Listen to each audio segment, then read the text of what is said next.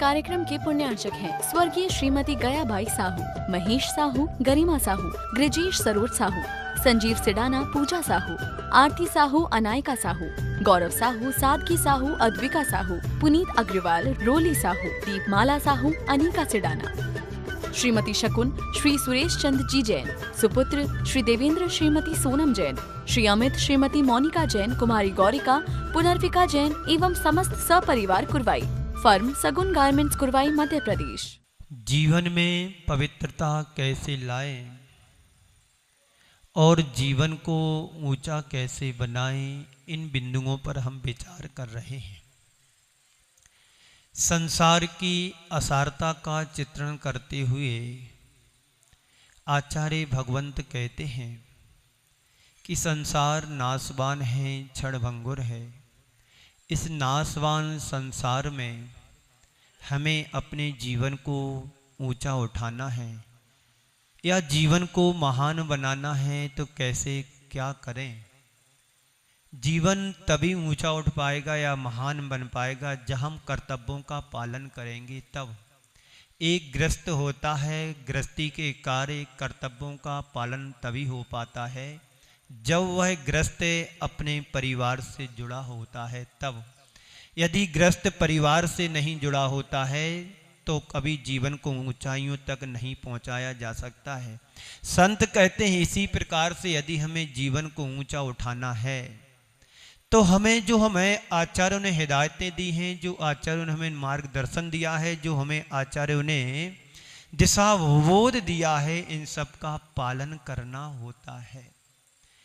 हमें कहा गया है देव पूजा, गुरु उपासती, स्वाध्याय, संयम, तपः, दानम चेति गृहस्थाणाम षट कर्माणि दिने दिने। श्रावक के प्रमुख कर्तव्यों में 6 कर्तव्य हैं जो श्रावक को प्रतिदिन नियमित करना है। यदि श्रावक इन 6 कर्तव्यों से नहीं जुड़ा है तो वो श्रावक नहीं कहलाने का अधिकारी है। श्रावक के नाम पर एक कलंक जैसा उसके जीवन में है। कलंक इसलिए कह रहा हूं कि श्रावक अपने कर्तव्यों का पालन नहीं करेगा तो जीवन में कैसे उत्कर्ष कर पाएगा। जीवन में सुख, शांति, समृद्धि चाहते हैं तो हमें उस रास्ते पर भी तो चलना होगा। यदि हम अपने जीवन का कल्याण करना चाहते हैं तो कल्याणकारी उन कारणों को भी अपनाना पड़ेगा। एक व्यापारी है, व्यापार करता है, दुकान नहीं खोलेगा तो अपना परिवार कैसे चलाएगा?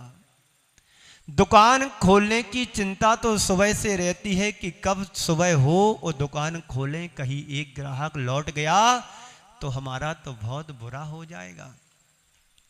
बोलो, होता ना? आते आते ग्राहक दूसरी दुकान पर चला जाता है तो दुख होता है। कभी मन में ऐसा लगा कि आज पूजन नहीं की, आज दान नहीं दिया, आज स्वाध्याय नहीं किया, आज तप नहीं किया, आज संयम का पालन नहीं किया तो हमारी आत्मा में आने वाले शुभ कर्म हमारे दूर चलेगा, दूसरे के पास चलेगा। उस समय बुरा नहीं लगता? क्यों मां साहब? है ग्राहक लौट जाए तो दिन भर मन कुढ़ता है कि मेरा ग्राहक चला गया, और आत्मा में अशुभ कर्म जुड़ते हैं तो नहीं लगता कि मेरी आत्मा से पाप जुड़ रहा है, बड़ा गलत हो रहा है। तो षट कर्माणि दिने दिने, प्रतिदिन 6 आवश्यक करने को कहा गया है। भगवान की पूजन करो भक्ति भाव से, गुरुओं की सेवा करो समर्पण के भाव से, और संयम तप का पालन करो शक्ति के अनुसार। शक्ति के अनुसार तप संयम का पालन यदि हम कर रहे हैं तो हमारी आत्मा में पवित्रता आ रही है कि नहीं आ रही, ये भी ध्यान देना है। व्यापार कर रहे हो, कहीं घाटा तो नहीं लग रहा है? एक दिन सुनाया था, एक चोर चोरी करने के लिए बाजार में चला गया, ढोरों के बाजार में चोरी करके लाया, घोड़ा चुरा करके लाया। एक आध सप्ताह घर में रखा, खिलाया पिलाया, सोचा ये तो घाटे का सौदा है, खिला रहे हैं, कुछ फायदा हो नहीं रहा है। उसने सोचा चलो दूसरे बाजार में ले चलता हूं, बेच दूंगा, कुछ पैसे आएगा, काम चलेगा। पर घोड़े के बारे में कुछ ज्यादा जानता नहीं था। इतना पता था ये घोड़ा है, बस घोड़ा ही है। और जो घोड़े का पारखी होता है उसको पता होता है घोड़ा कैसा चलाना पड़ता है। बहुत से ग्राहक आए, पूछा घोड़ा बेचना है? हाँ बेचना है। कितने का बेचना है? जितना में आप कहो।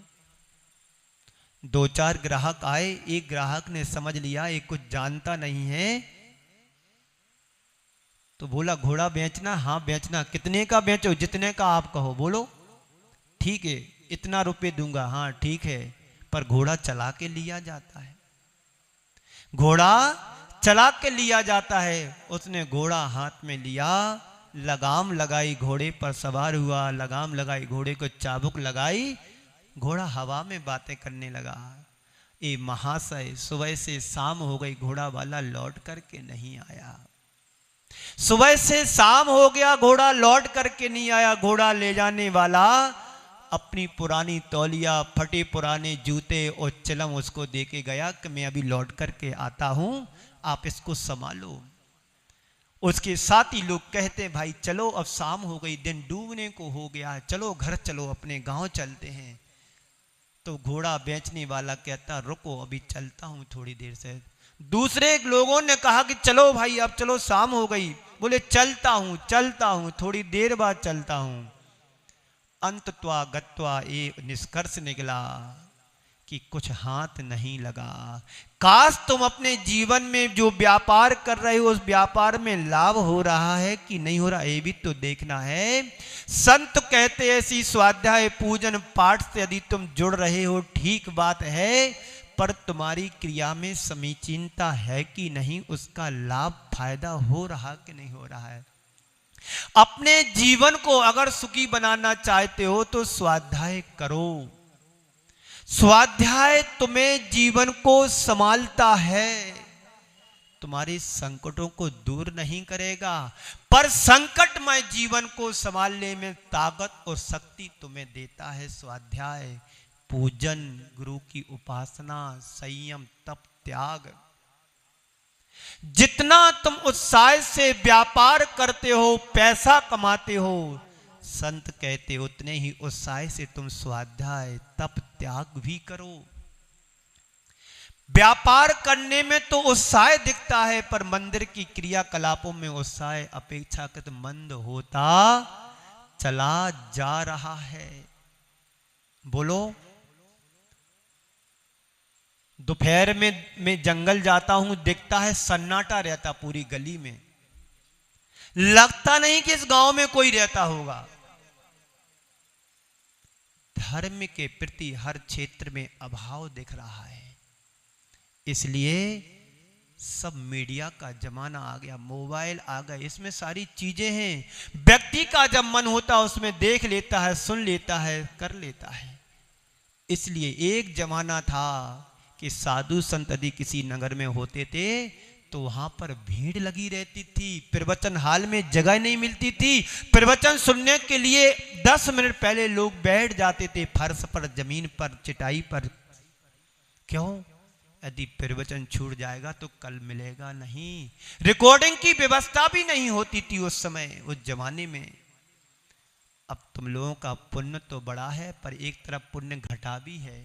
जो सानिध्य साक्षात मिलता था वो उससे आप वंचित हो रहे हो, और मीडिया के माध्यम से मिल रहा है। ये बात खुशी की है कि जिनवाणी की बात जन जन तक पहुंच रही है इस मीडिया के माध्यम से। तो कहीं लाभ भी दिख रहा है तो कहीं हानि भी है। तो स्वाध्याय की बात चल रही है, तो गृहस्थों के प्रमुख कर्तव्यों में स्वाध्याय को रखा गया है। स्वाध्याय परम तपा कहा गया है, इसलिए हमें स्वाध्याय भी करना चाहिए। और स्वाध्याय से हमारे जीवन का उत्थान होता है, जीवन मंगलमय होता है, जीवन का कल्याण होता है। जैसा कि अभी कहा था कि धर्म तुम्हें जीवन में संभालता है, तुम्हारे कर्मों को नहीं बदल सकता है, तुम्हारे दुखों को दूर नहीं कर सकता है, पर दुखों को सहन करने की शक्ति तुम्हें धर्म देता है, स्वाध्याय देता है। हम स्वाध्याय के माध्यम से महापुरुषों के जीवन को पहचान पाते हैं, उनके जीवन को देख पाते, सुन पाते हैं।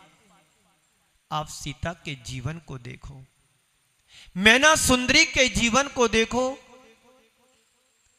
सतियों के जीवन को देखो। ये कहां से मिलता है? स्वाध्याय करने से मिलता है। प्रथमानु योग के ग्रंथों को पढ़ोगे, वहां पर हम पाएंगे कि कैसे कैसे महापुरुष हुए हैं और उनके जीवन में कितनी विषम से विषम परिस्थितियां जीवन में आई, सामना करना पड़ा। उन सारी घटनाओं को पढ़ करके अपने जीवन में झांक करके देखो, वैसी एक भी घटना तुम्हारे जीवन में नहीं घट रही है। जो घटना सीता के जीवन में घटी, शादी होते ही वन विहार हो गया। पर आपके घर में भी ऐसा ही होता है, शादी करते ही बेटा विदेश चला जाता है बहू को लेकर के। तुमने बड़े अरमानों से बच्चों की शादी की, कहां बहू का सुख मिला? जॉब कर रहा है बाहर।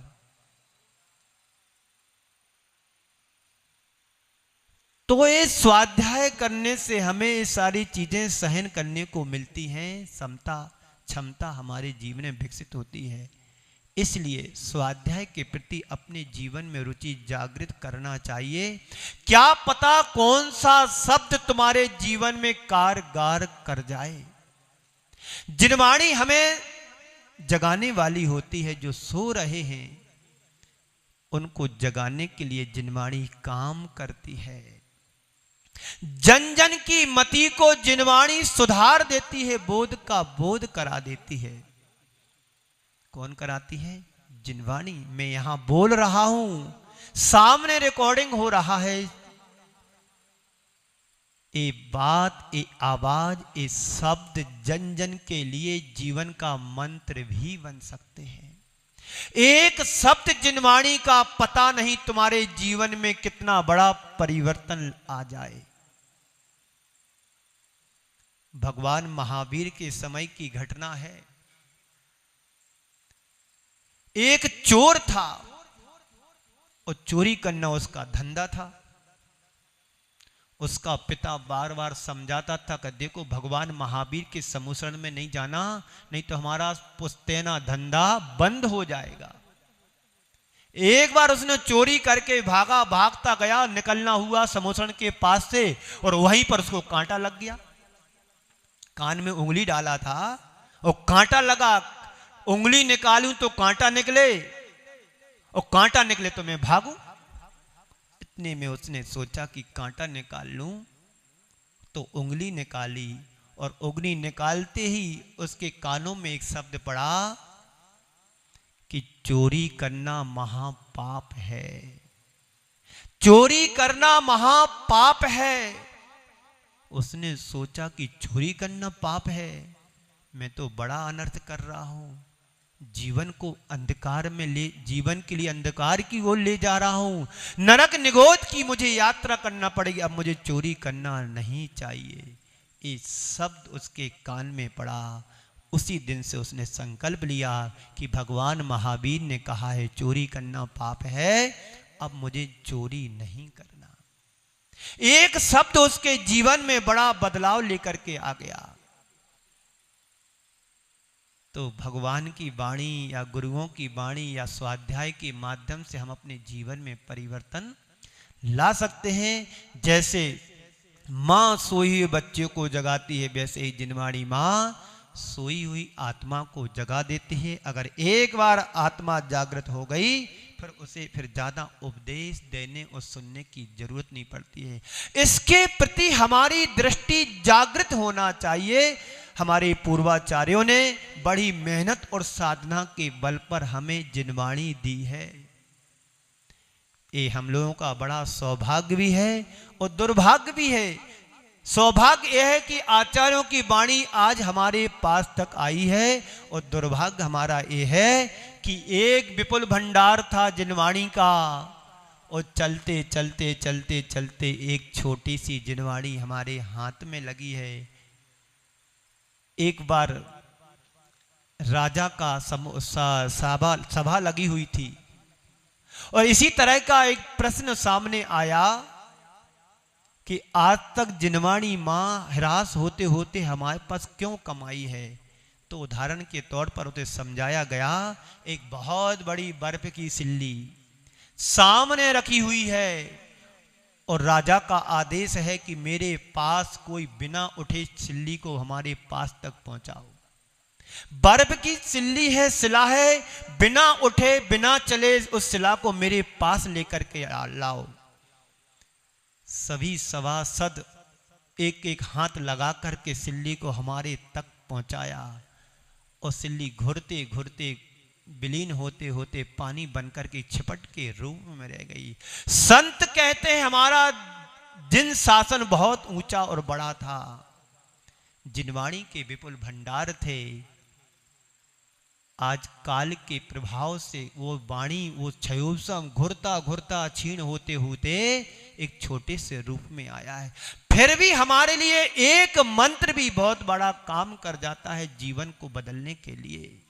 कल्याण यदि हम करना चाहते हैं तो जिनवाणी माँ के द्वारा ही होगा।